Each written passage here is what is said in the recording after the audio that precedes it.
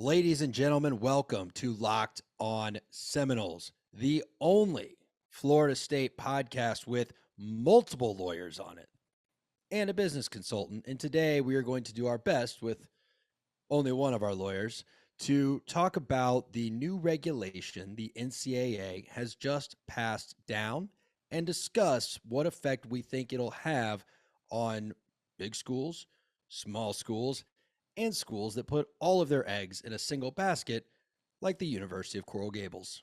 Drake, roll the video and let's converse. You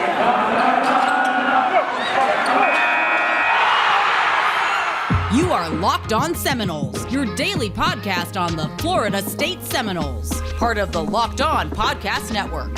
Your team every day.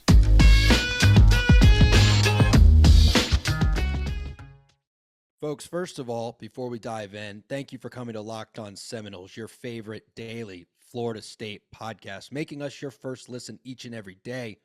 We love it.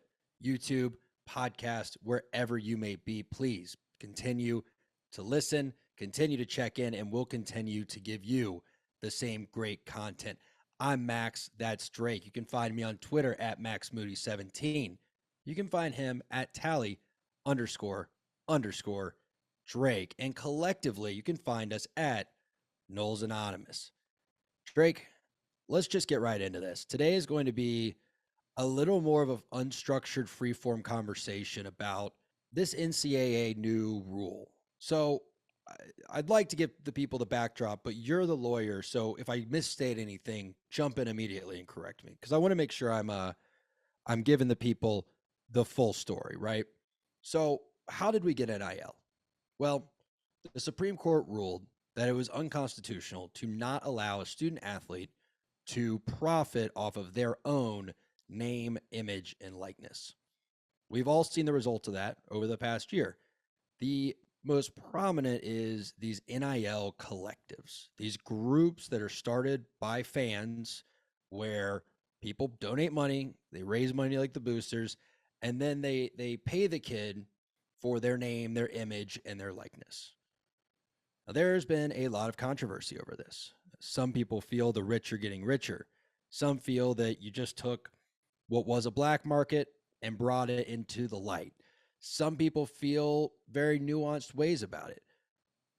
But what everyone felt, I think, Drake, and again, correct me if I'm wrong, I think everyone had the feeling, for better or for worse, that it was the Wild West. And it has been. I mean, there was literally no attempt by the NCAA to regulate this thing. Some people think that's great. Some people not so much. Then we got wind, what was it, Driz, 3 months ago?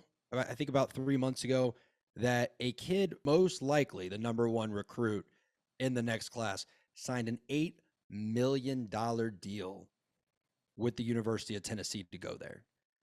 And Drake, correct me if I'm wrong, but I think that was really the turning point of like, okay, it's one thing to let a player go sign autographs and sell his autograph, which was the point of NIL. It's another to, when the kid makes your school a bunch of money, let him get some of that through jersey sales and stuff. But it's another ball game to basically just pay a kid $8 million to come to your school and shut his recruitment down. And however you feel about any of that, the NCAA has now taken some action. They have decided to attack the issue from a different standpoint. So originally they were told by the Supreme Court of the United States, the big guys, the big guns, you cannot prevent a player from profiting off of their name, image, and likeness. So the way the NCAA has chosen to attack this now is that they believe, and statutorily they still at this moment are allowed to, that they can regulate recruiting of potential student athletes. So they have now passed a regulation that says boosters are still, as has been a rule for decades, not allowed to take an active role in the enticement of players going through the recruiting process. Now, Drake, because it's the part that gets you worked up, tell the people, what is the chaser shot? What's the kicker that really makes this something different than we were expecting. So my primary issue with this overall is that, like Max was saying before, that the NCAA basically, people say fell asleep at the wheel. NCAA wanted literally no conversation with this. They invented amateurism back in the 1960s to get out of paying a player that was injured on the football field back then. If you want to look it up, it's a really actually interesting read. So when they finally got caught of, it has been a Wild West for me personally. I'm a big free market guy. I think these kids have gone a long time without getting paid. So this is definitely a time where they have been able to showcase their talents. And also, your name is your name. It's probably the only chance a lot of them can get paid. So my issue with this guidelines that are dropped today is how they define the term booster. And a booster from the new NCAA guidelines states this. A booster is, in part, defined as an individual, independent agency, corporate entity, or other organization who is known or who should have known by a member of the institution's executive or athletics administration to have participated in or to be a member of an agency or organization promoting the institution's or intercollegiate athletics program. So to me, what's really bugging me is that first part where it says to have participated in. For those of you that don't remember, Penny Hardaway, who's the current head coach of the University of Memphis basketball team, got into some trouble with the recruitment of James Wiseman from a donation he made several years prior to actually him being the coach there. So when you look at all his NIL collectives, when they're run by former boosters or people that, cut themselves off, do they fall under the to have participated in kind of language? And the NCAA, to me, is like a half-assed attempt to basically cover up their tracks. And now that basically anyone that's even stepped foot into the waters of NIL representation or these collectives may be in for a heap of trouble. That's not where I expected you to go with that, but I do appreciate the color. The issue is that, that's good. That was very good. But what I wanted to add is retroactive stuff we talked about. Oh, sorry about that. Right. This is not going forward. So I was going to give the story and then opinion. Opinion's fine. That's what we do here, folks. We have opinions. You like hearing about them. We like giving them. But what's most interesting about this regulation is the NCAA, who, keep in mind, has an enforcement team of like 15 people at this point because they laid everyone off during COVID. So we'll see how long it takes. They believe that they're going to be able to enforce this regulation retroactively because this is the very important part. So I was not a lawyer, but I worked on Capitol Hill. This is what an executive agency does. Essentially, what they're going to posit is that this is already a rule that's existed. They are now just clarifying how they're going to enforce it. So what they're going to say is just because NIL became legal does not mean boosters were all of a sudden allowed to participate in recruiting with money. Now, I think we should go to the people's court about this because, first I want to say something. Drake, you're an attorney. I'm a business consultant. We live in the world of hypotheticals and trying to see both sides of things. So don't think that anything we say for the next 15 minutes is us taking a life or death stand on this. This is us doing what you all are trying to do, trying to reason and trying to rationalize our way through what could this mean? What effects could this have? So Drake, when I hear this reasoning, I don't like it, but I think it is very sound logic because if, for example, I'll use Washington, D.C., they legalized recreational marijuana about 10 years ago. I think it was 8 years ago, something like that. When I was living there, recreational marijuana was legalized. However, it was federally still illegal. So you couldn't buy it or sell it. So what did the federal government do? Not as much in D.C. They did this a lot in Colorado, too. They started shutting down dispensaries under federal law, basically saying, well, just because your state said it was legal doesn't mean it stopped being illegal to us. And I kind of feel like that's what the NCAA is doing here, saying just because the kid can make money doesn't mean you can give it to them for the purposes of recruiting. I think my only issue with that is that's already, like you said earlier, that's already been happening for decades and decades and decades. And the NCAA, the only reason why they have an issue with, and this is me being more personal, this is my own personal opinion, where that now it's an issue for them because now that they're seen as toothless, which in my personal opinion, they've always been like that since day one. My issue with the retroactiveness of this is that I know you're going to go into this about, Miami down south. Basically, they've had the biggest boosters, the loudest guy. I mean, he deleted tweets today too, as like confirmed that a lot of them are gone. I know we want to joke about that, him being probably the prime target for this, just because it happens to him doesn't mean it's going to happen to a lot of these other kids. I mean, we had an entire few weeks about Amarius Mims over here at Tallahassee. You hear the thing about the potential kid going to Tennessee #1 recruit. Same thing with USC. I mean, the only teams that you don't hear this about are the SEC schools, the big boys, the breadwinners.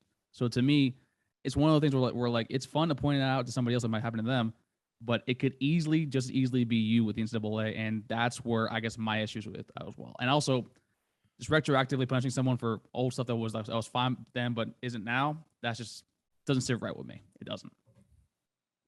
Yeah. So if you're on the podcast, you're going to get a few automated commercials. I apologize, but we love you. Thanks for paying the bills. If you're on YouTube, let's keep rolling. Couple things. One, there are a lot of programs starting with SMU in the 90s or the 80s, I'm sorry, up to UM in the 90s and Florida State having Bobby Bowden not be the winningest coach of all time officially. That would take a lot of issue with your claims that the NCAA is, quote, toothless. They are not toothless. They take away scholarships. They take away wins. They penalize schools. Most of the 90s, do you know why Florida State was so good at football? Because they literally prevented the SEC from being on television because they were all just doing so much dumb shit. So I would push back that they're toothless.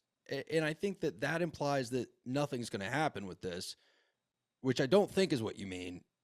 But this could have real implications for a lot of different schools. And I agree with you. I think the SEC is best positioned to get in the least amount of trouble. Here's why. Who has the broadest group of big-time boosters? The SEC schools, right? So if you have enough people where you could say, hey, Drake, why don't you pay for Nick Saban's house as a booster, and I'll take care of the players' $50,000 a year salaries that we're doing, and I just won't be a booster anymore. That's easy to do at Alabama, but Florida State doesn't have that. We have to make decisions on, do we want an indoor practice facility, or I'm sorry, a football-only facility, or do we want to have an NIL collective? And if they get rid of double dipping, I'm very worried about what that could mean for our program. The main reason why I say toothless primarily is because, I mean, the examples you listed, the SMU one, I mean, they were just being so blatantly obvious about what they were doing with the infamous car that was given over to Eric Dickerson, right? And then over with Bobby Bowden, it was over, what was it, textbooks given to the kids? Was that what it was? No, it was the kids were part of like Facebook groups that a bunch of people were in. And so they decided to punish our football team for it. But see, like, it's these small little things that are basically somewhat like super, super obvious about it, right? When the NCAA, it should be certain things. Like basically, it's similar to how I view Bud Selig as the MLB commissioner. Bud Selig was the MLB commissioner from, I want to say, the mid to late 80s to about, I think, 6-7 years ago. And one of the big things that now is seen as taboo in baseball is steroids, right? Basically, the game was done. We had to start back in 1993, 1994. And what saved baseball? Mark McGwire and Sammy Sosa with the home run race to 70-71. Same thing with Barry Bonds too in 2002 with 73 or 74. Bud Selig was fine with that up until Congress came snooping around. Oh, the sport, it's not clean. Oh, and I love baseball. But the fact that you're okay with all these certain things, except when certain players are doing it, you're not. And then when you're being so blatantly obvious about it, but you can reap the benefits from it for so very long, that's, I guess, more what I have an issue with. And that's kind of more, you're toothless, you only bare your teeth when you see fit. And that's kind of where I'm coming from with that. Yeah, but I don't know if that's what the evidence supports here. You might be right. I'm not saying you're not. I'm looking at it a couple different ways. So you also just saw the NCAA commissioner decide that he's stepping down. And now they're going to start going after this. So clearly there were people within the leadership that wanted to do this. And it's not a coincidence, in my opinion, that once he moves out of the way, now they're going to start. See, I think that's one of those cases where it was nice for having you here, but you basically messed this all up. And now we actually have to go through this NIL stuff with no backup plan all period. So Mark, here, you've been here for 20 something years. Please just go off in the night and we'll respectfully, get your resignation next morning for in 18 months. Like, that's kind of more how I saw that going out. Yeah. Or he was standing in the way of this and they felt that he wasn't going to let them do it the way they wanted to. I also think things take time. I mean, we expect things to happen right away, but the NCAA to do this has to get agreement from all of the major conference commissioners. That takes a very long time to lobby that effort.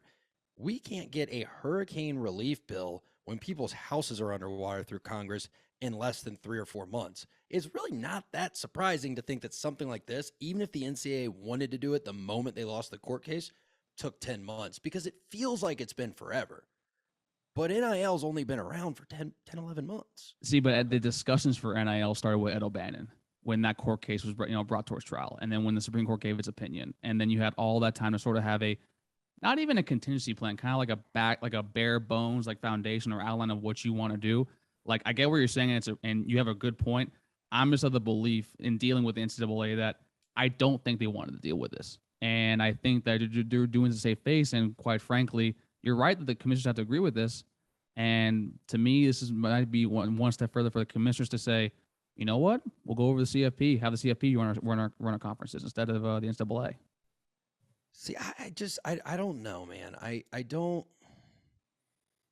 think it's too rooted in cynicism. I really don't think they thought it was going to become what it is, because we knew the players were going to start getting paid.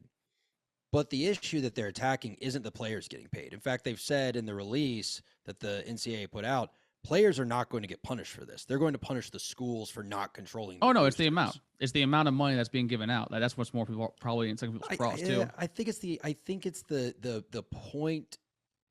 How do I put this? It's the point of the life cycle during which the money is being talked about is the issue. Because I think what people foresaw, and we all kind of knew this might happen, but I think that the intention of the Supreme Court opinion was for the Joe Burrows of the world to be able to sign a contract with a car dealership and make a bunch of money. It was not for a kid who, look, if you're listening to this podcast, you love Florida State football and we love you, but it's freaking May and we're still talking about Florida State football. Like, the average person, if you polled 100,000 people in the city of Tallahassee, Florida, most of them would not know who Sam McCall is or Azaria Thomas. They would have no freaking idea who you're talking about. They should, though. Sure as hell, they should. They sure as hell wouldn't know who the kid from out in California that signed an $8 million deal with Tennessee is. Like, I think they're starting to see that and go, this is just pay for play by a different name. Now, I'm of the belief the players should get paid, but I think the school. That's not what we're arguing though. So yeah, that's not what we're talking about. But we're talking about why the NCAA, why would they get involved now? That's my thinking, is that they had to see what happened, right? Because they didn't know, like, well, what's this going to become? Do we need to regulate it? And they start seeing this, like, okay, well, again, because the whole premise of their argument is that NIL became legal. NIL became untouchable, by the way. So when people say they threw their hands up, they did. But they were told by the Supreme Court of the United States they were not allowed to regulate NIL in any way, shape, or form. But what they're regulating now is boosters becoming actively involved in recruiting of kids with money involved. The thing is, though, it's like I agree with you that probably the Supreme Court justices probably didn't know to an extent basically how deep kind of college football goes with the inner workings of it. But me and you kind of understand that. Most of the listeners do. So the NCAA had to have even more than an inkling that something like this would happen. And I think that's just more of the fact that it's really hard to put toothpaste back into the bottle, right? And they knew this was going to happen. So I don't buy the fact that they did not know it was going to be to this magnitude.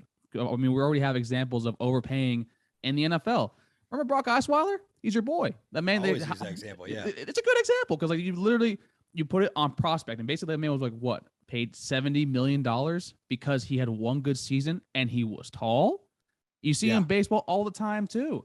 Remember Sean Figgins with the Angels got paid I think $100 million, and he was terrible. So like, you don't think that's going to happen with these general managers who already are at best average at their job with boosters down here in college football? But like, we're losing the forest through the trees here, and the reason I say that is because it's not the amount of money, right? It's not. I use that. I'm not talking about the. I get because I get what you're saying. It's more that like I don't agree with you saying that they didn't know it was going to be this crazy. I think they had an inkling that it would be this crazy. Is more about what I'm getting at. I don't think they didn't know. No, that's not what I'm saying.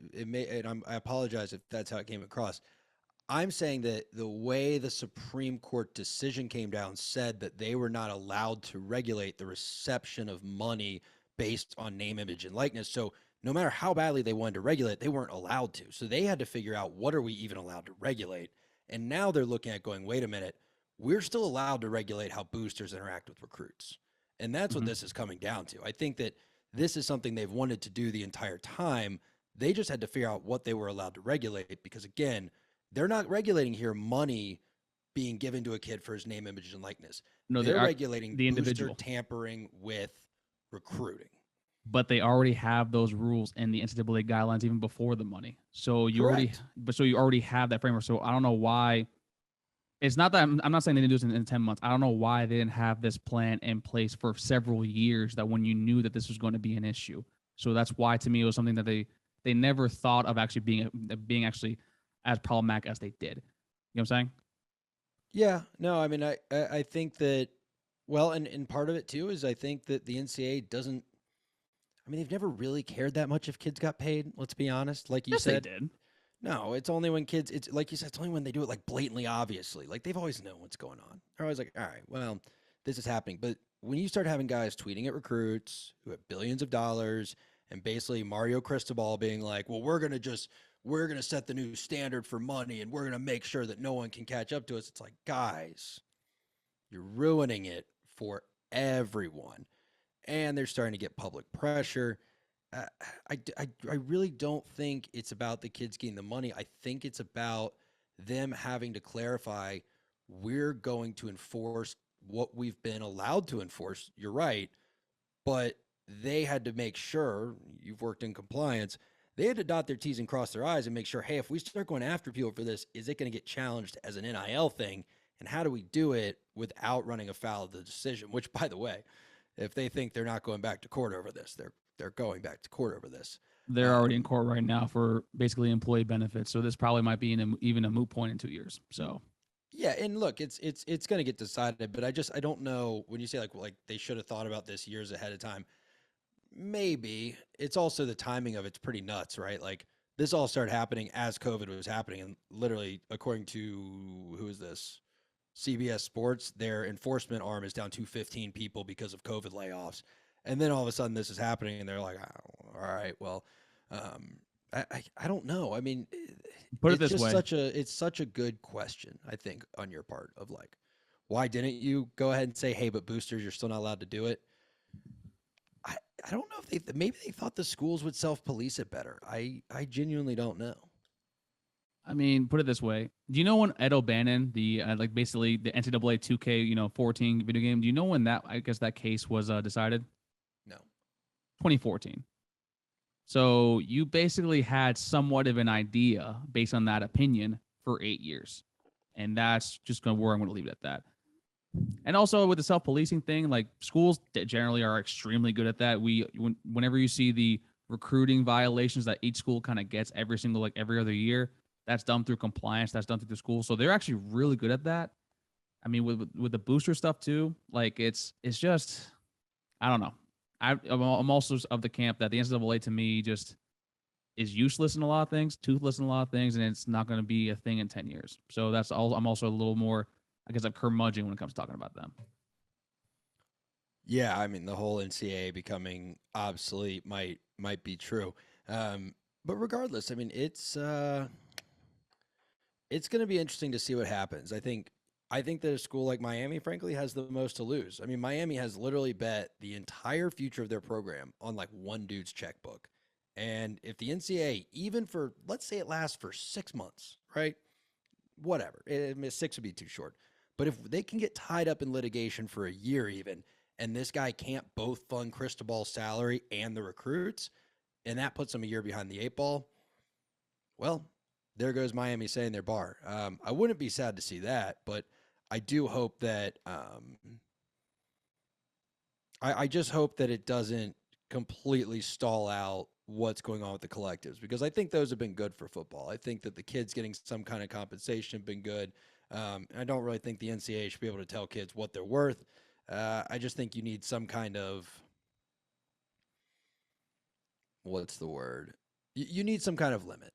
I will agree with the NCAA on that, of like whether it's once a kid signs his NIL or his NLI or something. And by the way, this has nothing to do with the age of the kid. I don't give a shit if a 14-year-old wants to make $150 million on YouTube. It's not about me wanting to keep the money out of young kids. I just think that at a certain point, there should have to be, in college football, right? What differentiates it from professional football is there should have to be some modicum of purity to the recruiting process. It doesn't have to be like completely even. They'd have a draft if that were the case. But I do think that that is one thing that separates this from the pros, is that like we could beat Alabama out for Jameis Winston, and that changed the trajectory of our program. And if that goes away, I will, as a fan, probably find the sport a little less amusing. I just don't think it's changing. That's about it. I mean, I think when you go into those head-to-head recruit battles, I think now it's just in front of you, and that's about it. And then with the market value deals, my problem with that, like the NCAA does have that in their guidelines now, where it's going to be dealt on a case-by-case basis by analysis of basically a market value. And to me, that's just like, that is so subjective, especially right now. Yeah, they're not going to be able to. It's garbage, but. Yeah, well, that's a whole different topic. If they think they're going to do that, that's one of the stupidest things I've ever heard. But you're not going to be able to figure out the market value of what a kid's worth, because frankly, 99% of these deals, what the hell is the kid getting paid for? Like, you could say it's their NIL, their name, image, and likeness. What are they doing that's providing any value to the business owner? Who cares? There's no law that says you have to be good at marketing to be a business owner. Like, you can't punish a business owner for being a bad marketer. Like, if anything, they'll say, well, I thought it was going to make me $8 million in business. Turns out I was wrong. What, do you punish? No, that's not how America works. But folks, if you don't have millions of dollars to throw at recruits, then you're going to need to get your bankroll up. And a good way to do that is at betonline.net. See, if you gamble there, you could possibly win. Could also lose. But, it increases your chances. So if you're going to do any wagering on any of the sports going on, of which there are many right now, Drake, what's the score of the Caps Panthers game right now? What's going on there? It's tied 1-1. 1-1. Suck it. Okay. Yeah, Panthers fans get fired up about ties. Love it. Anyway, make sure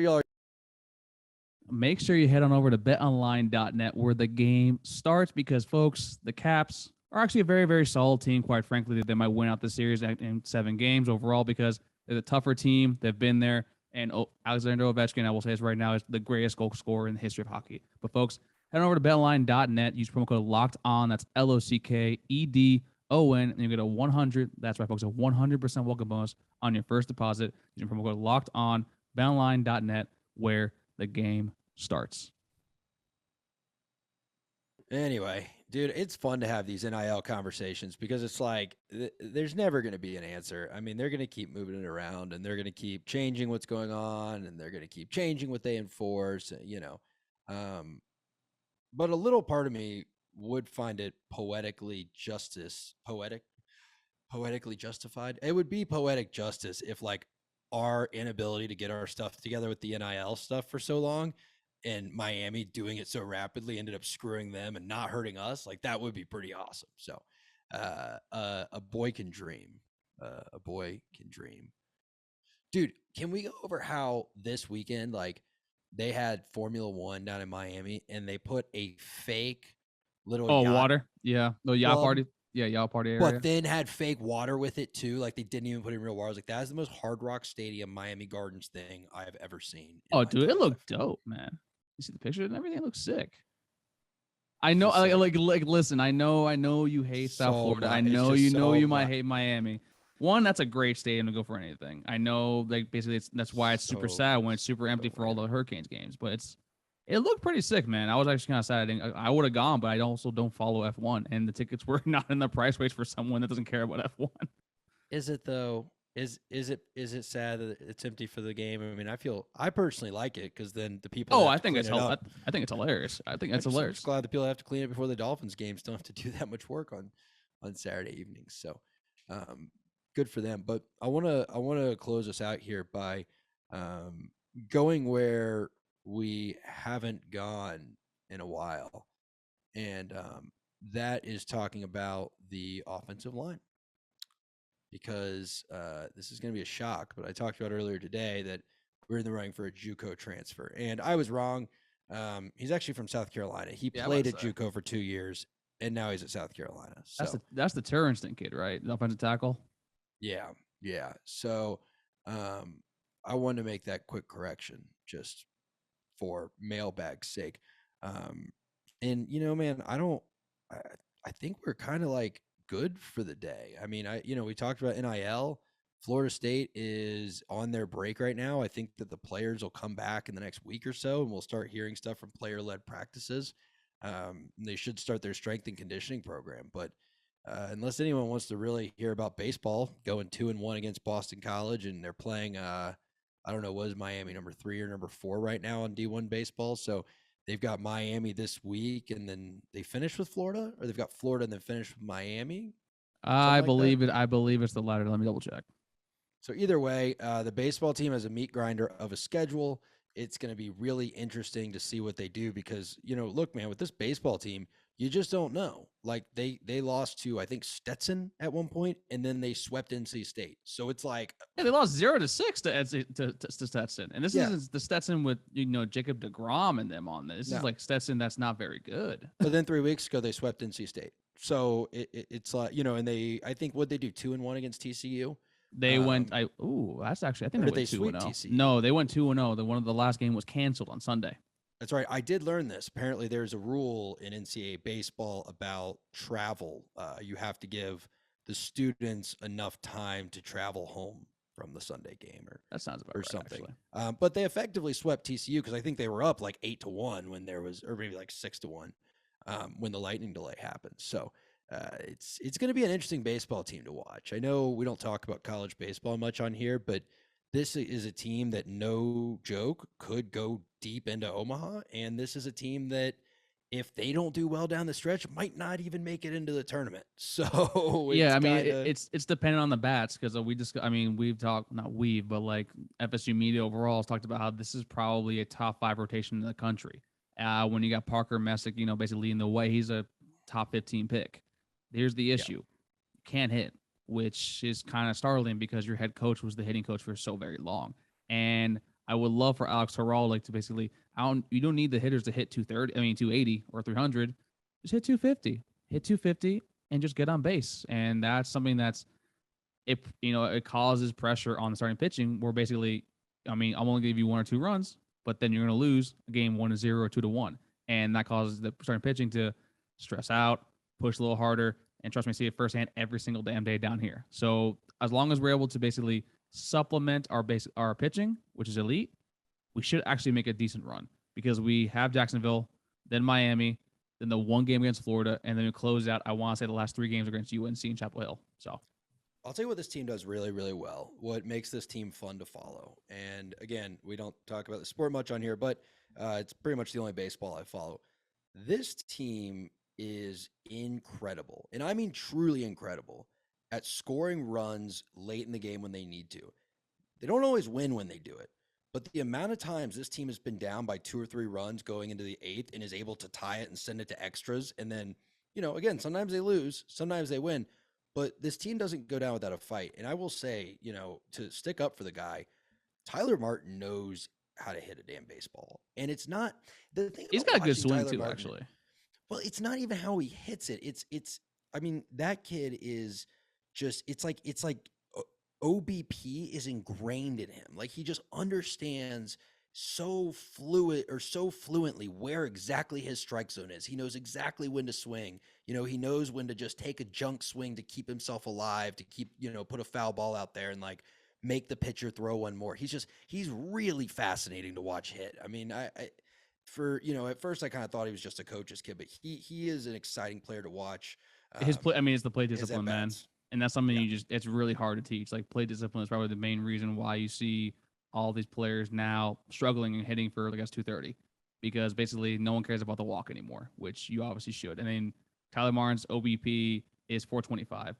Folks in the professional league, the league average is like 330, 340. That's almost 100 points above average. So probably for college, it's maybe an extra 30 points. So he is in the upper echelon with that because he needs it because his slugging isn't that great. But you can never, ever understate the importance of not only getting on base, but being in a position for your team to score when you need the runs that matter, especially when it's a close game that Max was alluding to earlier.